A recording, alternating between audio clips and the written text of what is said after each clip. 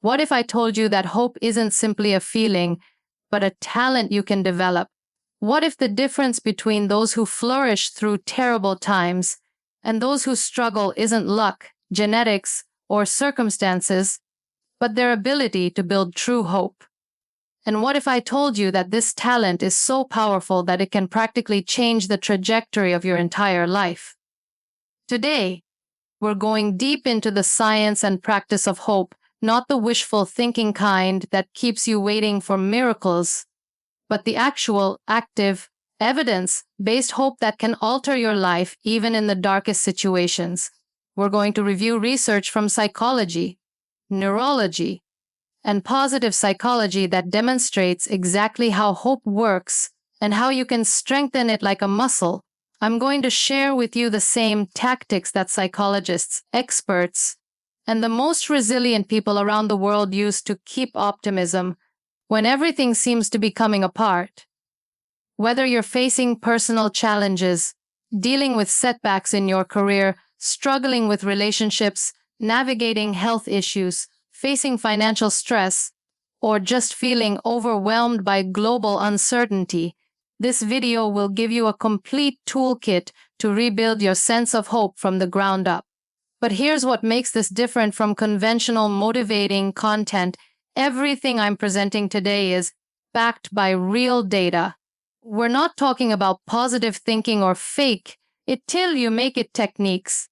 We're talking about scientifically proven tactics that have been evaluated with thousands of people across diverse ages, backgrounds, and circumstances.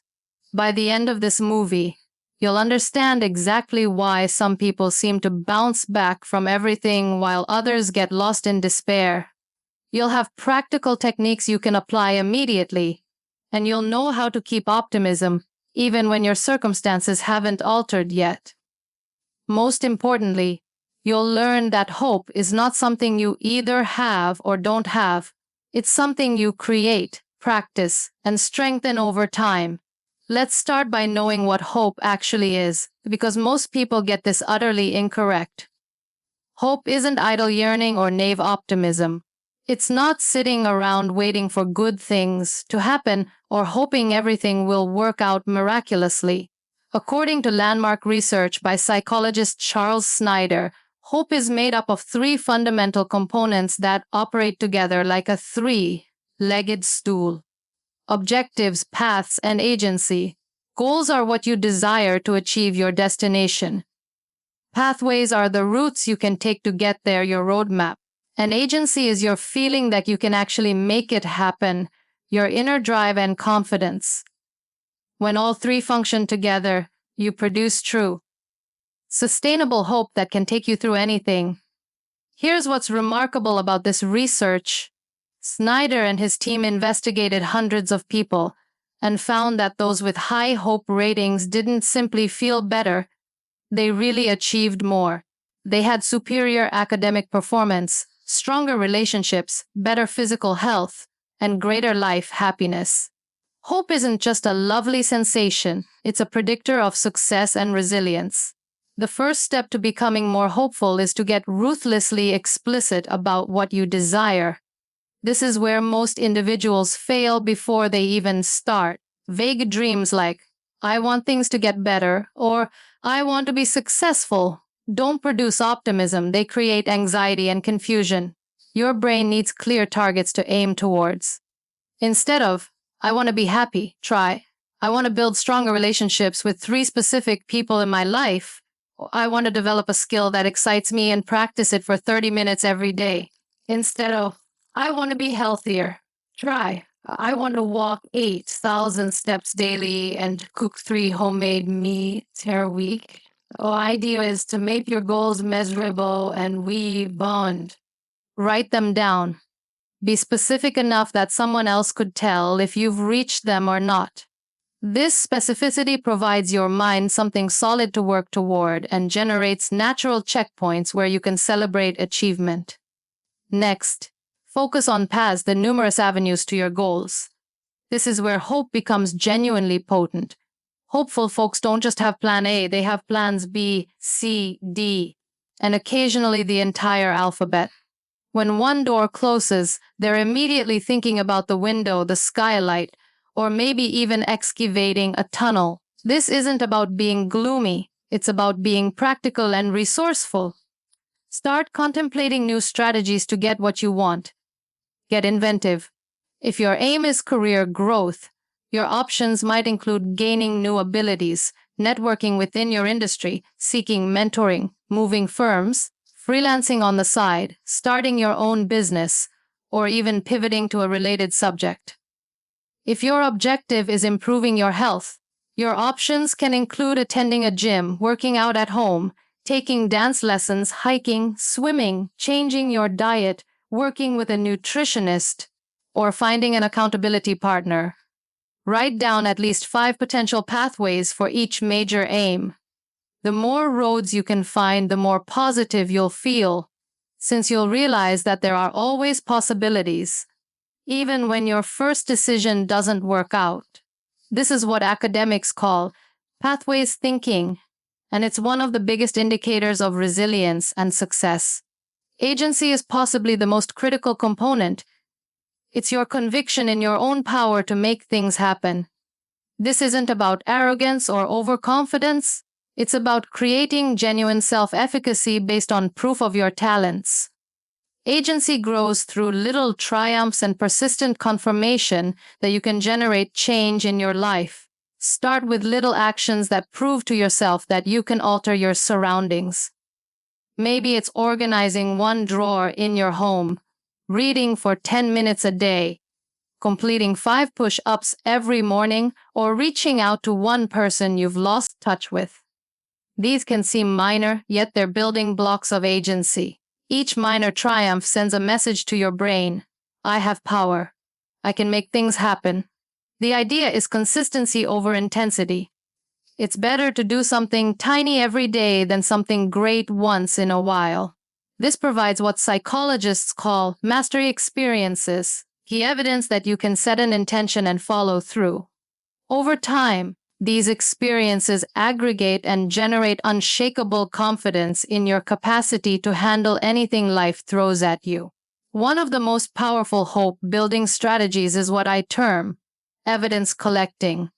And this might be the greatest life-changing habit you adopt from this video. Our brains have what scientists term a negativity bias. We're biologically programmed to recognize problems, threats, and risks around 5 times more quickly than positive things. This kept our forefathers alive, but in modern life, it can imprison us in cycles of despair and hopelessness. To counteract this, you need to deliberately teach your brain to recognize evidence that wonderful things are possible and that positive change happening all the time. Start keeping a daily evidence notebook. Write down 3 things each day: a moment of progress you achieved toward any goal, a kind gesture you witnessed or experienced, and an example of resilience you noticed in yourself or others.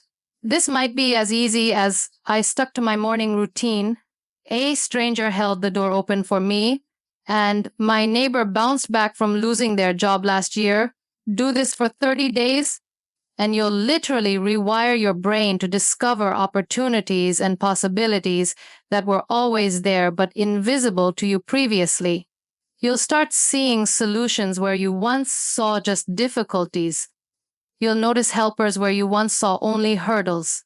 This isn't about disregarding real issues. It's about seeing the full picture instead of just the negative portions. Another key factor is connecting with your why, your greater purpose and significance. Hope is strongest when it's related to something meaningful beyond yourself. This goes back to Viktor Frankl's views from his experience in concentration camps.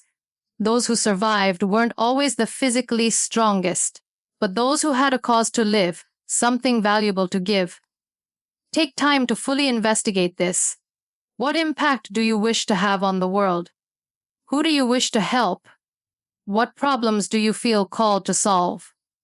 What legacy do you want to leave? What would you want people to say about how you lived your life? When your goals connect to your core values and purpose, they become much more effective motivators. Even in difficult times, Understanding that your efforts serve something higher than yourself helps sustain optimism when personal motivation falters. Write down your core values and then assess how your present goals connect with them. If there's a disconnect, either change your goals or discover ways to tie them to what matters most to you. For example, if family is one of your key values, define your job goals in terms of how success will allow you to better provide for and spend time with loved ones. Social connection is vitally crucial for hope, and this is proven by decades of research. Isolation kills hope faster than nearly anything else. Humans are primarily social beings, and we're literally wired to co-regulate emotionally with others. When you're surrounded by hopeful people, their hope becomes contagious. When you're lonely, even tiny difficulties might feel enormous.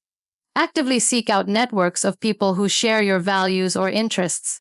This might be online groups focused on your interests, local gatherings relevant to your hobbies, volunteer organizations aligned with your principles, professional networks in your field, or fitness groups that share your health goals. Even if you're typically introverted, having just one or two close friends who believe in possibilities and practice hope may make a huge difference. Pay attention to the folks you spend the most time with. Are they generally optimistic and solution-focused, or do they prefer to whine and focus on problems? This isn't about forsaking friends who are going through terrible circumstances, but rather being proactive about balancing your social diet with individuals who raise you up and believe in good prospects. Don't underestimate the value of taking care of your physical foundation. This might seem unrelated to hope, yet your mental and emotional state is intricately connected to your physical health. Regular exercise, enough sleep, and excellent diet aren't just healthy for your body. They're necessary for preserving the mental energy and emotional resilience that hope requires. When you're chronically fatigued, sleep-deprived, or running on bad nourishment, everything feels insurmountable. Your brain doesn't have the resources to think imaginatively about solutions or keep hope about the future. But when you're physically strong and energized, issues feel manageable and your mind instinctively develops more inventive answers. Start with the basic strive for 7-9 hours of sleep every night. Move your body for at least 30 minutes daily. It doesn't have to be intense, walking counts. And consume foods that nourish your brain and regulate your blood sugar. These aren't just lifestyle advice, they're hope maintenance techniques. Practice what I call present moment hope. This is vital because hope isn't only about the future, it's about realizing that even in poor circumstances, there are elements of beauty, connection, and opportunity available to you right now. When you're just focused on future goals, you miss the minor triumphs and wonderful experiences that are happening today. Make it a daily practice to notice 3 things you can appreciate in your current situation. Maybe it's the fact that you have access to clean water, the way sunlight streams through your window, a text from a buddy, or just the fact that you're breathing and living. This isn't about settling for less or giving up on your aspirations.